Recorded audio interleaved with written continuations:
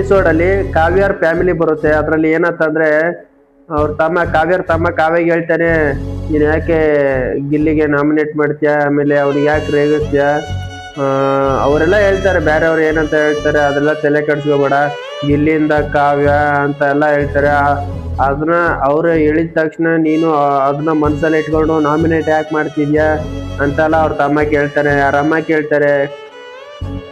ಆ ಥರ ಎಲ್ಲ ಕೇಳ್ತಾರೆ, ನೀನು ಗಿಲ್ಲಿ ಹತ್ರ ಚೆನ್ನಾಗಿರು, ಗಿಲ್ಲಿ ಹತ್ರ ಚೆನ್ನಾಗಿ ಮಾತಾಡು ಅಂತ ಅವ್ರ ಅಮ್ಮ ತಮ್ಮ ಕಾವ್ಯಗೆ ಹೇಳ್ತಾರೆ.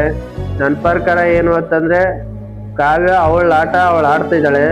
ಇದರಲ್ಲಿ ಕಾವ್ಯಗೆ ಕೆಟ್ಟ ಹೆಸರು ಬರ್ತಾ ಇರೋದು ಅವ್ರ ತಮ್ಮಿಂದ. ಯಾಕಂದ್ರೆ ಹೊರಗಡೆ ಸೋಷಿಯಲ್ ಮೀಡಿಯಾದಲ್ಲಿ ಹೊರಗಡೆ ಬಂದು ವಿಡಿಯೋದಲ್ಲಿ ಆ ಥರ ಈ ಥರ ವಿಡಿಯೋ ಮಾಡೋಕ್ಕದು, ನಮ್ಮ ಅಕ್ಕಂಗೆ ಹಿಂಗೆ ಅಂತೇಳಿ ವಿಡಿಯೋ ಮಾಡೋದು. ಒಳಗಡೆ ಬಂದು ನೀನು ಅವ್ರ ಜೊತೆ ಮಾತಾಡು, ಇವ್ರ ಜೊತೆ ಮಾತಾಡಬೇಡ, ನೀನು ಚೆನ್ನಾಗಿ ಆಡ್ತೀಯ, ಬರಬೇಕು ಚೆನ್ನಾಗಿ ಆಡ್ತಿದ್ಯಾ ಹಿಂಗೆ ಆಡು, ಇನ್ನೂ ಚೆನ್ನಾಗಿ ಆಡೋ ಅಂತ ಹೇಳಬೇಕು.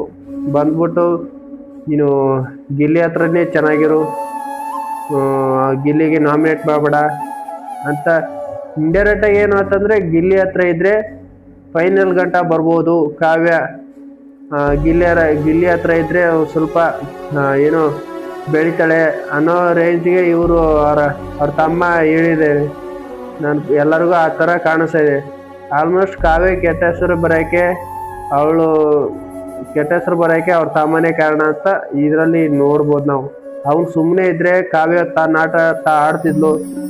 ಅವಳು ಏನಂಬೋದು ಅವಳು ತೋರ್ಸ್ಕೊತಾ ಇದ್ಲು, ಪ್ರೂವ್ ಮಾಡ್ಕೊತಾ ಇದ್ಲು ಆಟ ಆಡಿ, ಅಲ್ಲ ಅವಳು ವ್ಯಕ್ತಿತ್ವನ ನೋಡಿ ಅಂತ ಹೇಳಕ್ಕೆ ಇಷ್ಟಪಡ್ತೀನಿ ಅಷ್ಟೇ. ಓಕೆ ಫ್ರೆಂಡ್ಸ್, ಬಾಯ್.